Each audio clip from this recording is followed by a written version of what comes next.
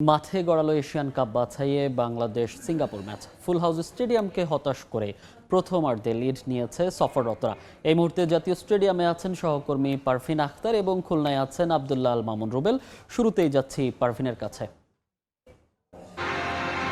পারভিন, জাতীয় স্টেডিয়ামে এখন চলছে জমকালো লেজার শো, তবে সমর্থকদের মন ভালো নেই, কারণ কিছুক্ষণ আগে বাংলাদেশ দল প্রথমার্ধের একেবারে শেষ দিকে গোল হজম করেছে। যে কাজটা বাংলাদেশ সবসময় করে থাকে, যে ডিফেন্সের ভুলে বাংলাদেশ দলে আজকে শাকিল আহাদ, তপু এবং মিতুল মারমার মধ্যে কিন্তু একটা ভুল বোঝাবুঝি ছিল এবং ভুল বোঝাবুঝির খেসারত কিন্তু বাংলাদেশ দল দিয়েছে এবং বাংলাদেশ দল কিন্তু গোল হজম করেছে। প্রথমার্ধের শেষটায় সিঙ্গাপুরের সন ইয়াং তিনি কিন্তু গোল করেছেন এবং এরপর কিন্তু বাংলাদেশ দল দুটো কর্নার পেয়েছিল, কিন্তু সেখান থেকে কোনো সুবিধাই আদায় করতে পারেনি লাল সবুজ। আজকে কিন্তু প্রথম থেকে বাংলাদেশ এবং সিঙ্গাপুর ম্যাচের শুরু থেকে কিন্তু বাংলাদেশ দল সমান তালে লড়াই করেছে, ফিফা র্যাঙ্কিং কোনো ব্যবধান করতে পারেনি, কিন্তু শেষটায় এই গোল হজমে কিন্তু বাংলাদেশ দলের মনোবল কিছুটা ভেঙে পড়েছে। তবে সমর্থকদের এই উল্লাস, এই উন্মাদনা কিন্তু বাংলাদেশকে ফিরে আসার জন্য আহ্বান জানাচ্ছে এবং বাংলাদেশ দল কিন্তু দারুণভাবে ফিরে আসবে এটাই আশা করছেন জাতীয় স্টেডিয়ামের সমর্থকরা।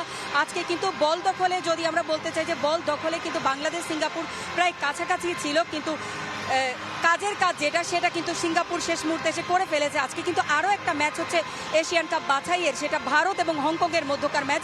সেই ম্যাচে কিন্তু আমরা শেষ সময় পর্যন্ত যেটা দেখেছি যে হংকং 1-0 গোলে ভারতের চেয়ে এগিয়ে ছিল। তাই বাংলাদেশের জন্য কাজটা কিন্তু কঠিন হয়ে গেল, যেহেতু বাংলাদেশ দল যদি আজকে হেরে যায় তাহলে কিন্তু 2027 সালে যে মূল পর্ব আছে সেই মূল পর্বের লড়াইয়ে থাকতে চাইলে বাংলাদেশকে কিন্তু ভালো অবস্থানে থাকতে হবে। যদি হংকং আজকে ভারতের সঙ্গে ম্যাচটাতে ভালো করে ফেলে তাহলে কিন্তু বাংলাদেশের জন্য কঠিন হয়ে যাবে।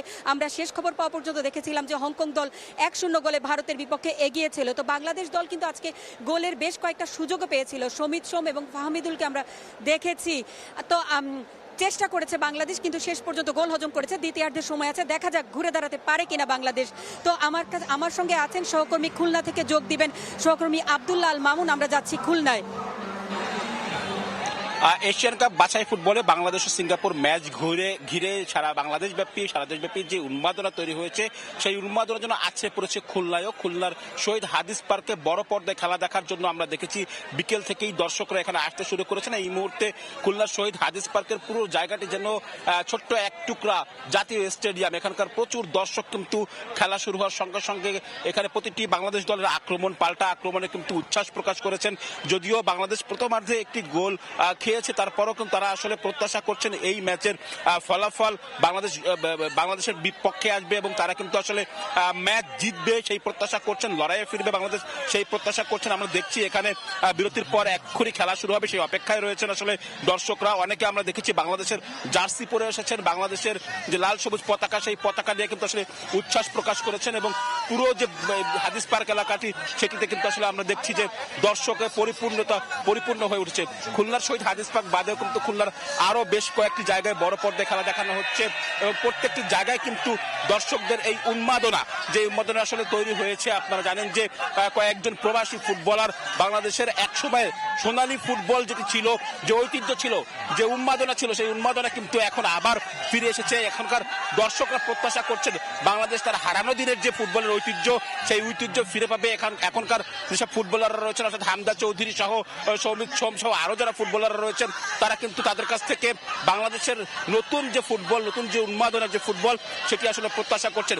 আমরা দেখছি এখানে অনেকে একেবারে পরিবারের সঙ্গে এসেছেন, তরুণরা এসেছেন, আমরা নারী ভক্তদেরও দেখেছি তারা এসেছেন এবং তারা আসলে বিকেল থেকে এই শহীদ হাদিস পার্কের যে জায়গাটি আপনারা ছবিটি দেখতে পাচ্ছেন, পুরো জায়গাটি কিন্তু দর্শকে একেবারে কানায় পরিপূর্ণ হয়ে গেছে।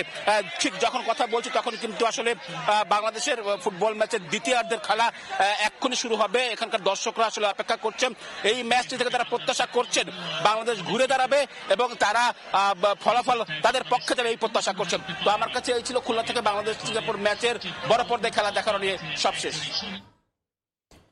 বাংলাদেশ সিঙ্গাপুরের ম্যাচ ঘিরে উন্মাদনার খবর জানাতে সরাসরি যুক্ত ছিলাম খুলনা থেকে এবং তার আগে জাতীয় স্টেডিয়াম থেকে।